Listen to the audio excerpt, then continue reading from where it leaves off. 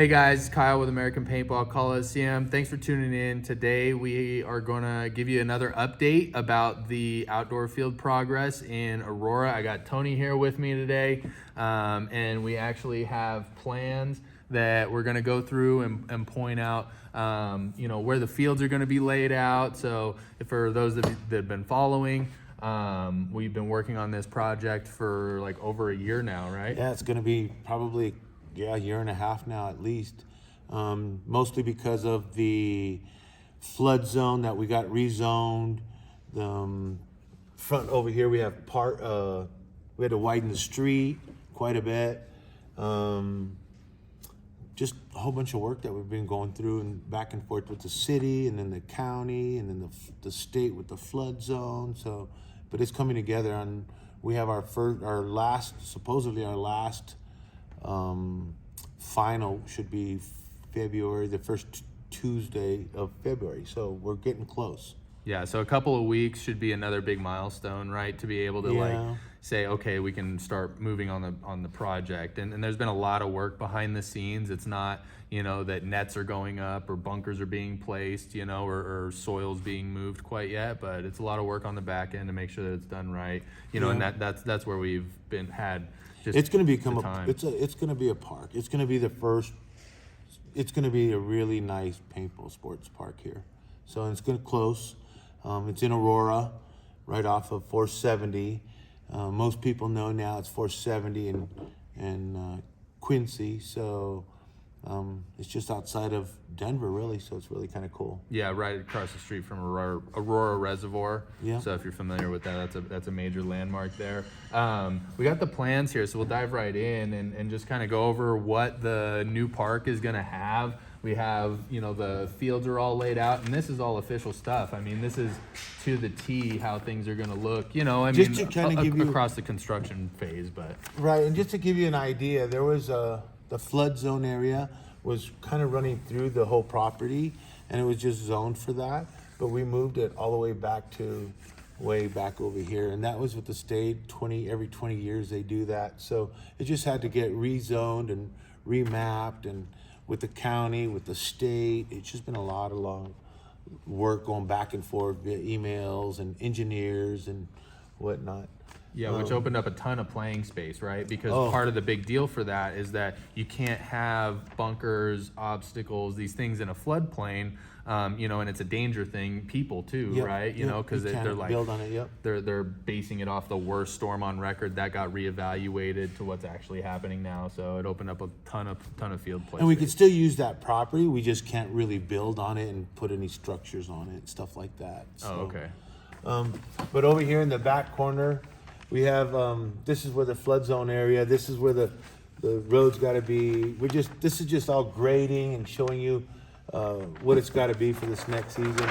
This next page is pretty exciting, kind of divides out the field, what we have plans, okay? Some of it may vary a little bit, but this is what our envision is. Right here we have an entrance and exit. Then there'll be another entrance and exit right here. There'll be two locations going in and out. There'll be parking in the front right here, 25,000 square feet, and this one is 14,000 square feet. So these are the two parking spaces. This one is big enough in case we ever want to do like a special event. We could have 3 tournament fields. Right now we're building 2 tournament fields. We'll have air at these fields. We'll have the pits over in this area. There'll be the main parking lot for tournament stuff will probably be on the upper side. But anyways, there's 2 parking entrances. There'll be a store here, right inside the center of it. And in the center of this all right here will be customer seating. Staging, right? Staging area, customer seating. what do you think it'll hold? Gosh, it should hold a couple hundred people. Yeah, I mean, we did that math when we were standing out there, Yeah. and it'll be a couple hundred people, but a super social environment there. I mean, you know, because it's not going to be like Right. distance between And it's people, fenced but- in all the way around. This will be netted in, so you kind of be able to see visually inside these fields all the way around. Great viewing opportunity. Yeah, that's what we're trying to really make sure we work on. Then again, a store out there, a full store. This is like a 1,300 square foot store. Checking in. Then over here, we're gonna have, you know, just some of the trailers with some of the check-in, the rental equipment, that kind of stuff.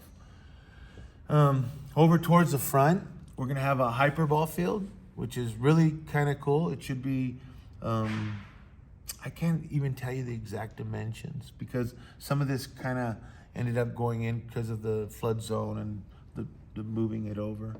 But there's hyperball field. Then we're gonna have a city in here.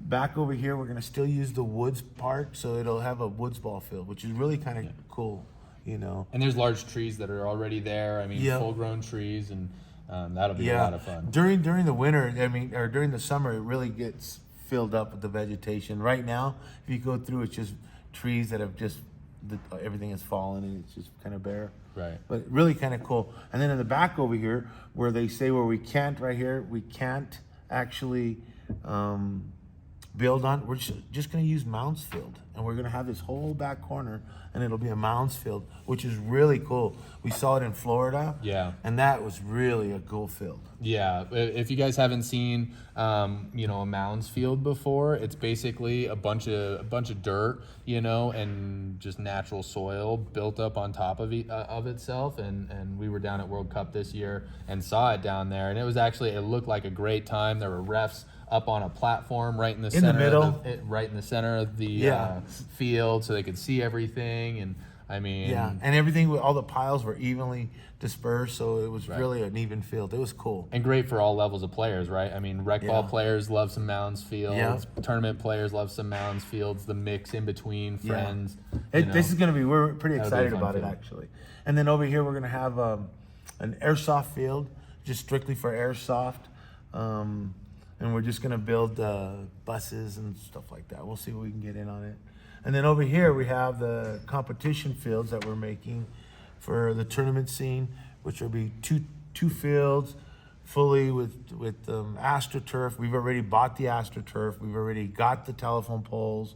We've got equipment to install them.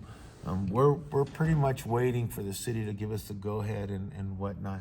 We've got some bids for the grading. If anybody knows some asphalt companies, we need asphalt. Yeah, shout out to one of our followers. We did reach out to the suggestion that we got, and you know, it didn't quite work out, but we appreciate it. If you still know anybody out there, we're happy to put it in the comments down below. We're happy to check them out and see if it works. So that was cool. And then for the competition fields, like we were talking about having some viewing in between the fields. Is that right? Yeah, we're still Or not the sure. pits, how are We're the kind pits of, orientated? How are the we fields fed? basically have these up here. So we may slide this field up against the wall and then have the viewing and the pits in the center. So we're really not quite sure, but there's definitely enough space for that between these three spots, even alongside here. So we're really not 100% sure of what direction we're going with that. But if we slide this one out a little bit, there'll be plenty of room in between this to put the staging and the viewing. So we're kind of just tossing it around still. But that's it. I mean, we're excited.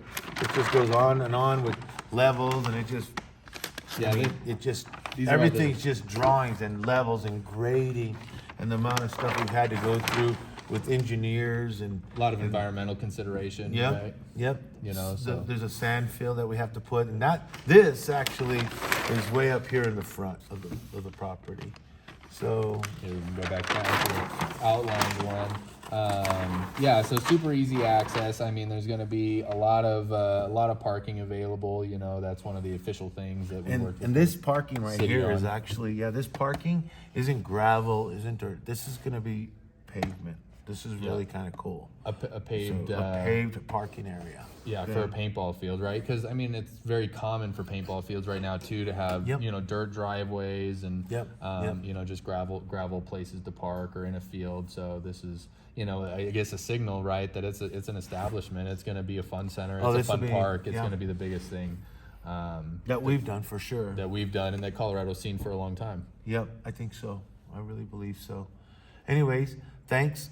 Hope you guys check us out, and we'll be in touch on just after the first Tuesday of February. Yeah, so this year, guys, we're trying to feed YouTube a little bit more. So if you like the content, you want to follow along with this project getting opening up, and then everything else around APC, we'll try and come at you with some more like even informational videos.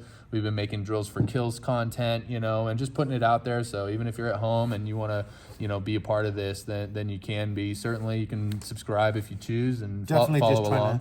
Definitely just trying to grow the scene a lot more. That's right. And grow it from the beginning. We're gonna have some 3-man tournaments, some 5-man tournaments. So supporting a lot of the locals, guys that are traveling out of state. We're trying to really get them as much support as we can. Yeah, so you want to talk about the RMPL right real fast? Yeah, that RMPL is really kind of cool. We've got some... So what is it first? It's the Rocky Mountain Paintball League. It's a 5-man format, NXL format. We've gone to the official format, correct, this year? That's right. So it's a true D4, which allows for D3 players to... allows for two D3 players on a squad to play in D4, or I also heard that it was a D2 player below a certain point level that is allowed onto a D4 roster, but only one of those. So but we're following that NXL rule. So Correct. If you want to check it out, that's the biggest change that we have going for us this year. Right. And then the 3-man tournaments to try and get some newer players and mostly beginners. We're not having an open class in that. It's we had a lot of teams come out from all over the place last year for the RMPL. For the RMPL, yeah. We're gonna grow that one. That one's gonna be. I want to get to 20 teams and see if we can get that probably pretty solid with 20 teams. Especially once we get going to this. Right. This will be cool. Just to be clear, the RMPLs will be happening up at our Brighton location, but as this gets developed, RMPL will get pushed to fill out, the competition fields and have tournaments ran there, which is good. And we're trying to offer a league, with the Denver Chaos guys, and they help ref it and, do a great job reffing it. Certainly, it's on par with what you get at national events. But, to have a tournament that's competitive, that's not overly expensive out, on this side of the country. A local event. It's going to be good. A couple things we did with that.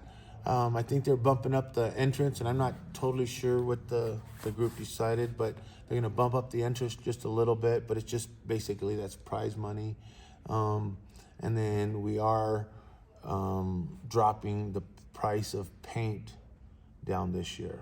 Yeah, $5, right? Yeah, so that was a biggie. From 50 to 45. So $45 cases at the RMPL. Yeah.